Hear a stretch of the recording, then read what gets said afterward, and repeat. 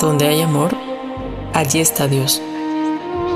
Bienvenidos a Filocalia, un espacio para contemplar la belleza, la verdad y todo aquello que eleva el alma.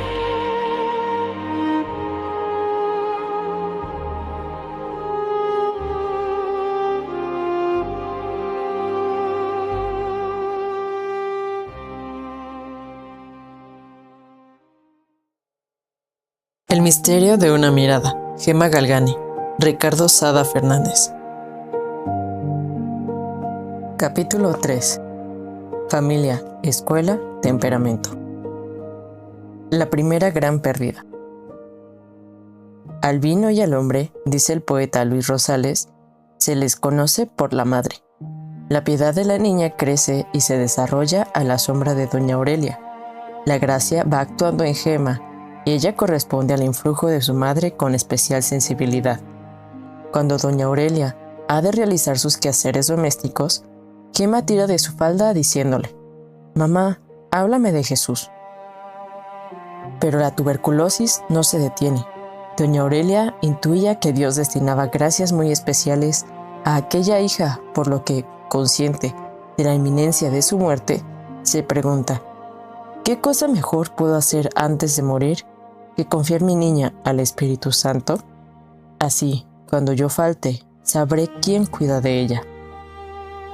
Dispone, pues, que Gemma reciba la confirmación, pero no logra que la niña salga de casa para ser instruida, pues no quería separarse de su madre. Para prepararme a la confirmación, tuvo que venir expresamente una maestra, porque no quería dejar sola a mamá, y acudía una maestra, Isabela Bastiani, a casa todas las tardes para enseñarme, siempre a la vista de mamá. Fino sentido espiritual de doña Aurelia. Sabe que el efecto principal de la confirmación es transformarnos en perfectos cristianos, en imágenes vivas de Jesús, en otros Cristo. Eso quiere para su hija, una plenitud de vida interior, de divinización. La recepción del Espíritu Santo hará posible que la acción santificadora del Paráclito se despliegue en el alma de la niña, situándola en una plataforma que la lanzará a las alturas mismas de la divinidad. Doña Aurelia no podía dejarle mejor regalo y logra que, a pesar de la corta edad de su hija, acababa de cumplir 7 años, reciba de manos de Monseñor Nicolás Gilardi, arzobispo de Lucca, el sacramento de la confirmación. Era el 26 de marzo de 1885. A partir de entonces, la acción del Espíritu Santo se manifiesta con mayor intensidad. Dios ha tomado esa alma para ponerla del todo bajo el influjo de la gracia y los dones, y Gemma empieza a vivir en un ámbito divino. Luego de recibir el sacramento, y durante la misa que sigue, escucha la primera locución de la que tenemos constancia. De repente, una voz me dijo al corazón: ¿quieres darme a tu mamá? Sí, respondí, pero llévame también a mí. No, replicó la voz, dame generosamente a tu mamá. Tú debes quedar por ahora con papá. Llevaré a tu mamá al cielo. ¿Me la entregas de buena gana? Tuve que decir que sí. Acabada la misa, fui corriendo a casa. Dios mío, miraba a mamá y lloraba. No podía contenerme.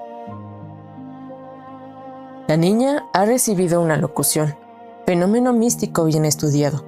Se trata de un hecho sobrenatural extraordinario, en el que aparecen intervenciones directas de Dios en los favorecidos.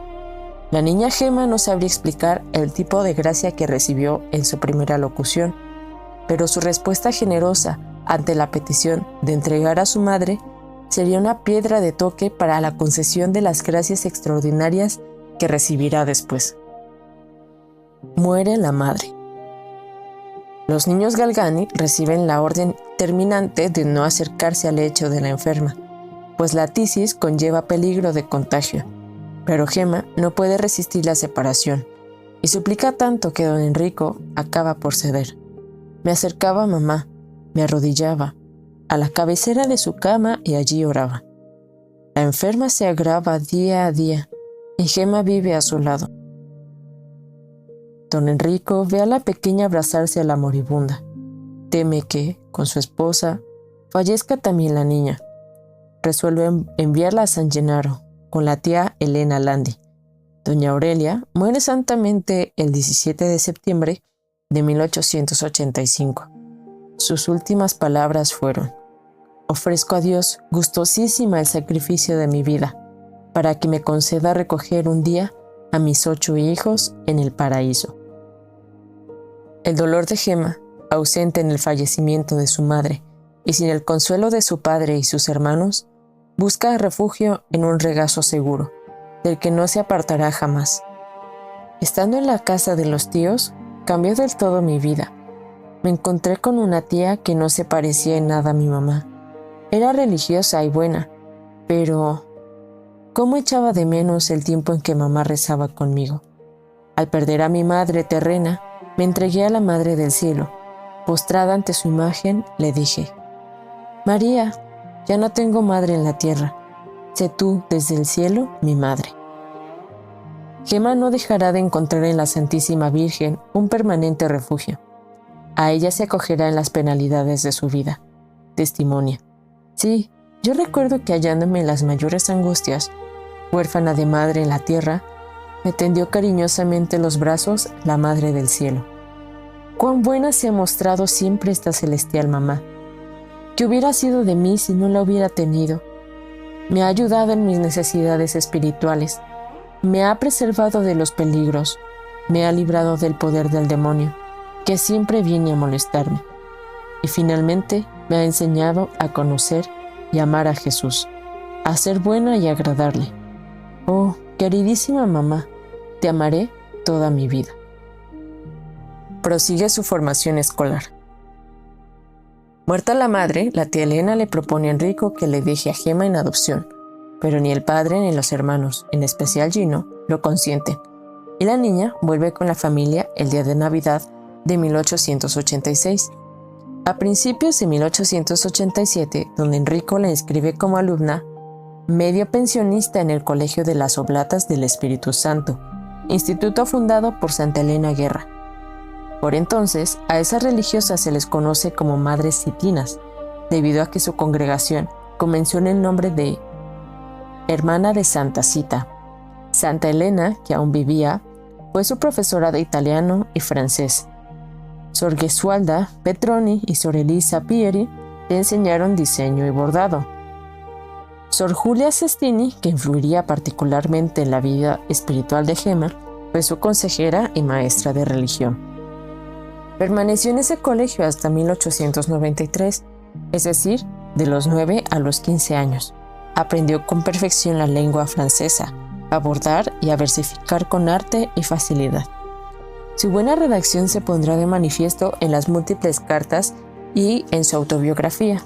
Destacó en aritmética y música, y en 1893 ganó el Gran Premio de Oro por sus conocimientos religiosos. Aparecía al exterior afable y serena. Sin embargo, uno de los que mejor llegaron a conocer el interior de Gemma, el padre Germán, asegura que su temperamento era sanguíneo, que la sangre le hervía en las venas y que sin la continua violencia que se imponía hubiera parecido una fierecilla. ¿Cuántas veces la vi reprimir los primeros movimientos de carácter, hasta con fuertes contracciones musculares? Sin embargo, a pesar de su fuerte temperamento, no pierde el control de sí misma y para todos resulta encantadora, tal como había ocurrido en la institución de las hermanas Emilia y Elena Ballini. Una de sus maestras dijo que era el alma de la escuela. Julia Sestini, la maestra que más cercanía tuvo con Gemma, declara que en el proceso apostólico, desde el primer momento que la conocí, me pareció que su alma era tan estimada de Dios y desconocida del mundo. Noté después, al inculcar y enseñar a las alumnas que hicieran un rato de meditación por la mañana y un momento de examen por la noche, que ella ya conocía tales prácticas. Se había propuesto, a imitación de la venerable Bartolomea Capitiano, hacerse santa. Ella se lo recordaba a menudo diciéndole: «Piensa, Gemma, debe ser piedra preciosa». Rasgos característicos. La gracia divina actuaba en una naturaleza que, como la de todos, Tiene sus luces y sus sombras. Los testigos ponen de relieve la agudeza de su ingenio, pero también sus defectos de niña traviesa. Gemma era una muchachita como las demás, declara una de sus maestras. Se prestaba a todos los juegos y solía subir de 2 en 2 las escaleras, recibiendo por tal motivo algunos tirones de orejas. Era adolescente cuando un día, al salir de la iglesia del sufragio, donde se venera una imagen de San Antonio, se encuentra con su amiga Isabel Bastini, que, bromeando, le pregunta qué ha ido a suplicar al santo. Gemma le contesta en el mismo tono: ¿qué va a suplicar una mocita a San Antonio? En los procesos, sus maestras declaran que Gemma gastaba las bromas que suelen estilar las niñas.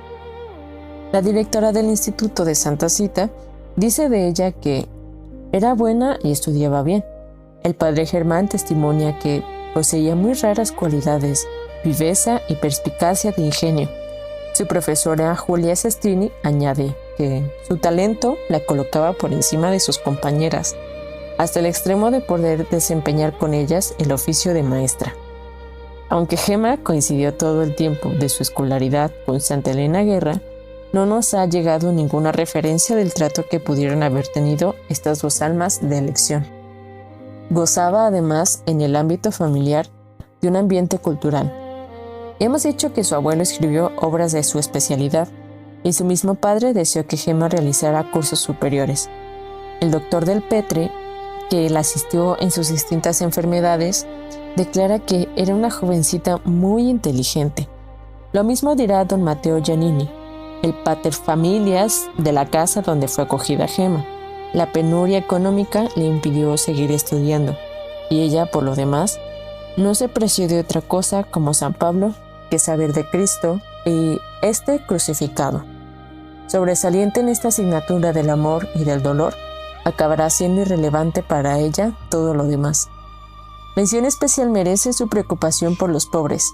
En cuanto oye sonar el timbre de la puerta, suponiendo que es un menesteroso, le da con toalla a mano.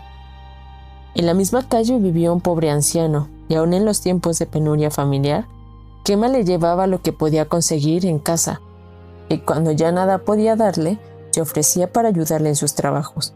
Le remendaba la ropa y le aseaba la casa.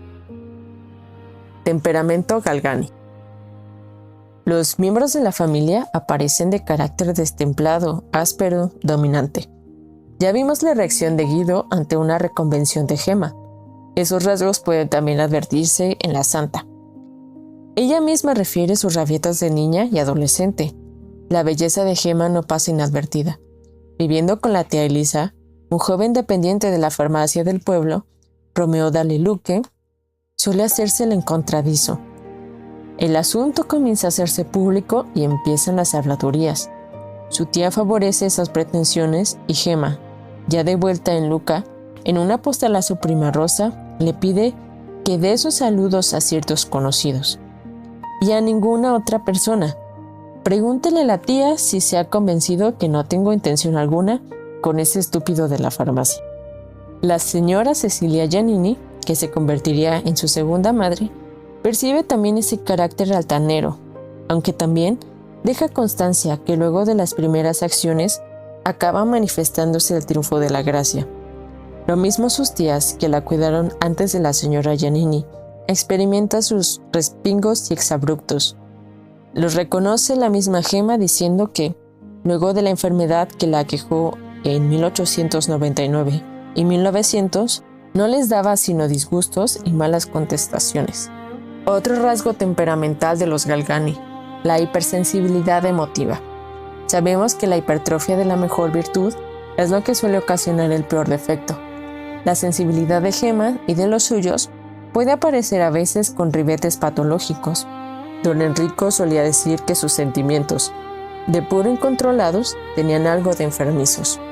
Monseñor de Carlo recoge una anécdota referente al seminarista Gino Galgani. En cierta ocasión llegó tarde a la capilla y el prefecto de disciplina lo castiga obligándolo a permanecer de rodillas todo el tiempo de las oraciones matutinas. Todavía me parece verlo, atestigua, con el rostro oculto entre las manos, confuso e inconsolable. Gemma comparte esa hipersensibilidad. En uno de sus éxtasis pregunta a Jesús: ¿Acaso me voy a pasar la vida llorando? Es verdad, Jesús. Sí recuerdo lo que he pasado de niña y de mayor. No descubro en mi camino sino cruces. Antes de separarse de la madre enferma, su doloroso y continuo llanto junto al lecho resulta normal en una niña de 7 años. En el colegio busca el cariño de su profesora, en especial de Julia Sestini.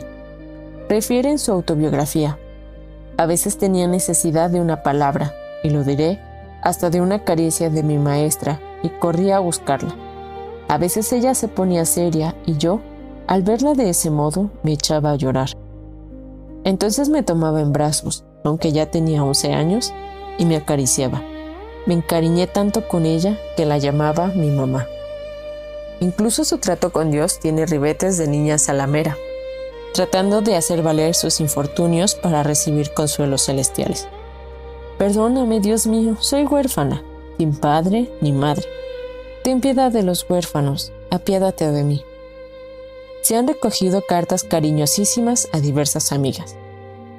Esta extremada sensibilidad explica en gran parte ciertos extremos al rechazar tentaciones y huir de los peligros, por ejemplo, cuando se negaba a ser auscultada por los médicos. Lo que a uno no impresiona, a otros los coloca sobre el abismo. Gemma seguía en este punto los impulsos de la gracia y confiesa agradecida: si Jesús no hubiera tenido compasión de mí, hubiera caído en pecados graves. Los santos no lo son por naturaleza, sino por gracia. La santidad es compatible con cualquier achaque corporal o mental, con tal que no altere fundamental y habitualmente las facultades superiores. Cabe ser santo y enfermo, también enfermo psíquico. San Luis Martín, padre de Santa Teresita, transcurrió 3 años en un hospital para enfermos mentales. La gracia eleva la naturaleza sin destruirla. En la excelsitud de la santidad, los favorecidos descubren que las llamas del amor divino pueden envolver las deficiencias de la pobre constitución humana.